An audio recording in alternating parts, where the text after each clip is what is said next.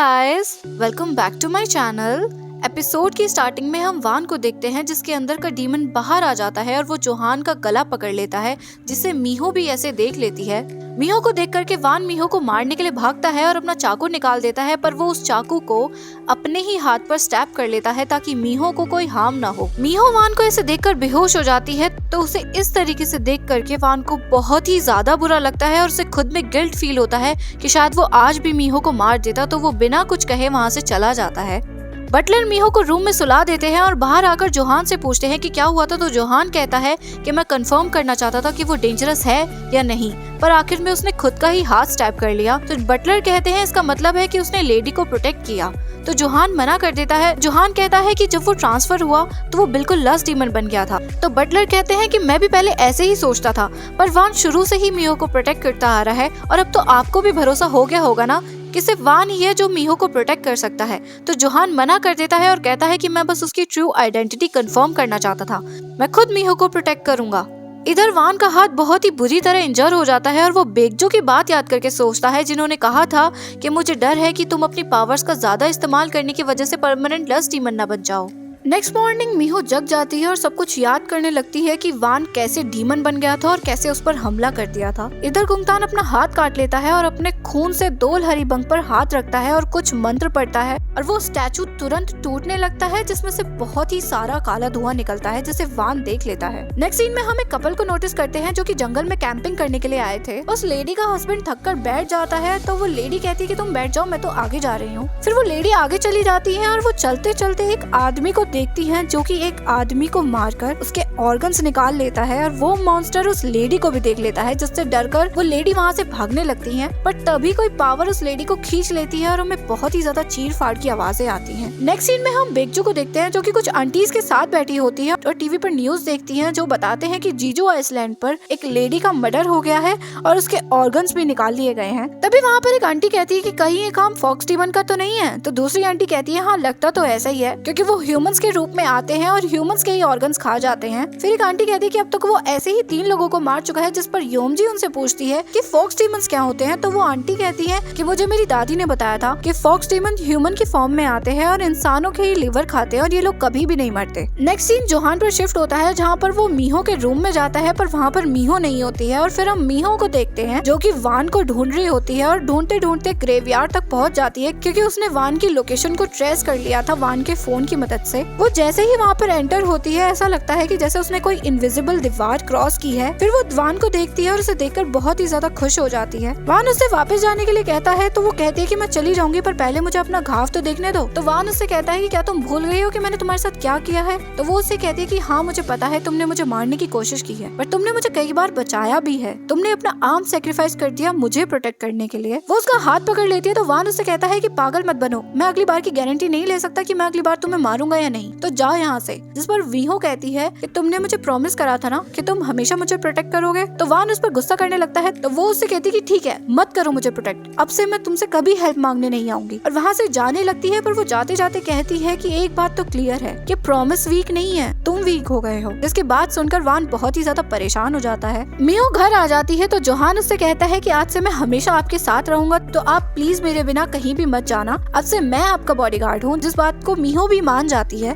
अगले दिन कार को देखकर मीहो को वान की याद आती है, जिसे सैड देखकर जोहान उससे कहता है कि मैं यही हूँ आपका बॉडीगार्ड। फिर ये दोनों स्कूल आ जाते हैं, जहाँ पर लड़कियां जोहान को देखकर पागल हो रही होती है, बिकॉज एज यूजुअल हमारा जोहान है ही इतना स्मार्ट। इधर बच्चे सू को बुली कर रहे होते हैं, जिसके पास मीहो आती है और उसे समझाती है कि सब ठीक हो जाएगा, टाइम तुम्हारे सारे घाव भर देगा। तो सू उसे देखकर कहती है कि आप कौन हो। तभी उसके पास योमजी उसे आकर बताती है कि ये टीचर वोन मीहो है। मीहो सू से पूछती है कि अब तुम कैसी हो, तो सू कहती है कि मैं पहले से ठीक हूँ, पर मुझे ज्यादा कुछ याद नहीं है, मुझे योमजी ने सब कुछ बताया कि आपने मेरी हेल्प की। और फिर ये दोनों इससे थैंक यू बोलती हैं, जिस पर मीहो कहती है कि अगर तुम्हें कोई भी प्रॉब्लम हो तो मुझे जरूर बताना। फिर वहाँ पर सूजन आती है, जिसे देखकर मीहो कहती है कि आज तुम्हें अपनी ब्राइड ड्रेस लेने चलना है ना। तो सूजन उससे कहती है कि तुम्हें याद था। फिर वो जोहान को प्रीस्ट की यूनिफॉर्म में देखती है और मीहो से कहती है कि तुम इसे भी अपने साथ लेकर आना प्लीज। तो मीहो उससे कहती है कि अगले हफ्ते तुम्हारी शादी है, मुझे तो बिल्कुल भी विश्वास नहीं हो रहा, पर तुम अपने कैफे में शादी क्यों कर रही हो, तुम्हें तो एक अच्छे से होटल में शादी करनी चाहिए ना। जिस पर सूजन कहती है कि होटल में शादी करने का मतलब है ग्रैंड शादी, और मैं बहुत ही छोटी सी शादी करना चाहती हूँ। फिर सूजन चली जाती है, जिसके जाने के बाद मीहो जोहान को बताती है कि अगर ये नहीं होती ना तो मैं तामरा हाई स्कूल कभी भी नहीं आती। ये मेरी बहुत ही ज्यादा अच्छी दोस्त है और एक बहुत ही अच्छी इंसान है। अगले हफ्ते इसकी शादी है इसके लॉन्ग टाइम बॉयफ्रेंड से, और वो भी बहुत ज्यादा अच्छा है। वो सियोल में अपना सब कुछ छोड़कर यहाँ आ रहा है सिर्फ इसके लिए। ये दोनों साथ में बहुत ही ज्यादा अच्छे लगते हैं और मुझे तो इनसे बहुत ही ज्यादा जलन होती है।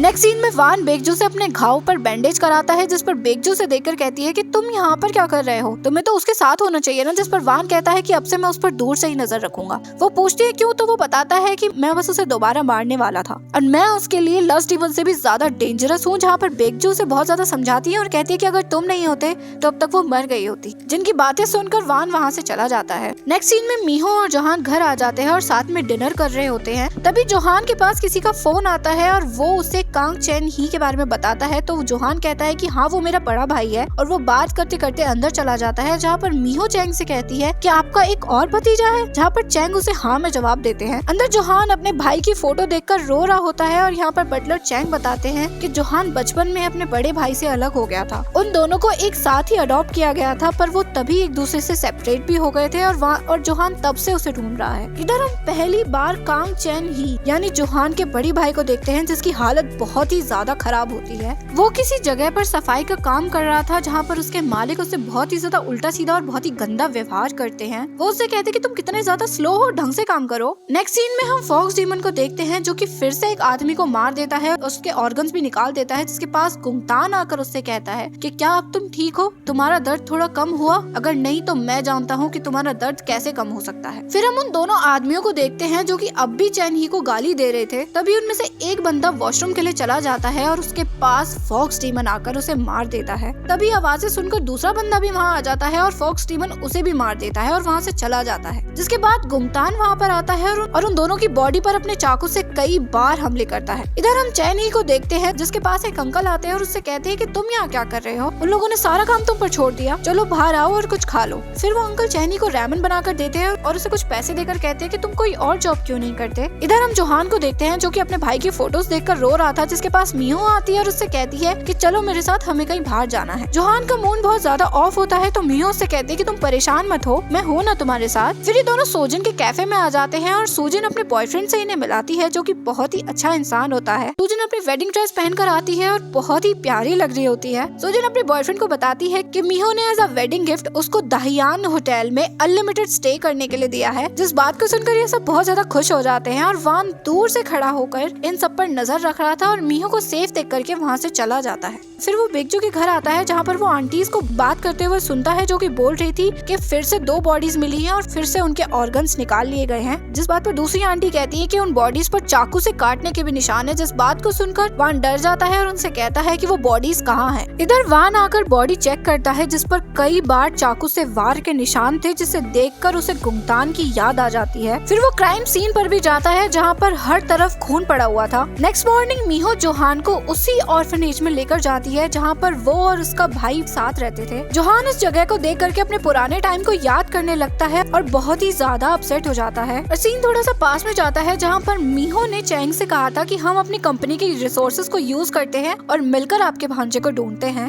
जोहान आसपास की जगह को देखकर बहुत ज्यादा अपसेट हो जाता है और फिर वो चलता चलता एक कमरे में जाता है, जहाँ पर उसे अपना और अपने भाई का एक विजन दिखता है, जहाँ उसके भाई ने उससे कहा था कि चैन ह्योक, अब सब कुछ ठीक हो जाएगा, अब हमारे भी मम्मी पापा होंगे। और फिर ये दोनों बहुत ही ज्यादा खुश हो जाते हैं, क्योंकि उनके अडॉप्टिव पेरेंट्स उन दोनों को साथ लेकर चले जाते हैं। मीहो अपने एम्प्लॉय से पूछती है कि चैन ही कहाँ है, जहाँ पर उसका एम्प्लॉय बताता है कि वो भी ज्यादा दूर नहीं है और जोहान को उसका एड्रेस दे देता है, जिसे देखकर जोहान बहुत ही ज्यादा खुश हो जाता है। और इधर हम देखते हैं कि गुंगतान इन सब पर एक क्रिएचर की मदद से नजर रख रहा था। जोहान मीहो को घर छोड़ करके अपने भाई को ढूंढने के लिए चला जाता है। तभी मीहो के पास सूजन का फोन आता है, जो उसे बताती है कि मैंने तुम्हारे लिए कुछ बनाया है, तो मेरा बॉयफ्रेंड वो तुम्हें देने के लिए आ रहा है। फिर सूजन अपने बॉयफ्रेंड को प्यार से बाय बोल देती है। और नेक्स्ट सीन में हम सूजन के बॉयफ्रेंड को देखते हैं, जो कि अपने कार में होता है। उसे ऐसा फील होता है कि उसकी कार के आगे कोई आ गया है, तो वो देखने के लिए अपनी गाड़ी से उतरता है और उसे अपने आसपास कुछ बहुत ही अजीब सा एहसास होता है। फिर वो जैसे ही पीछे मुड़ता है, उसके ऊपर कोई हमला कर देता है।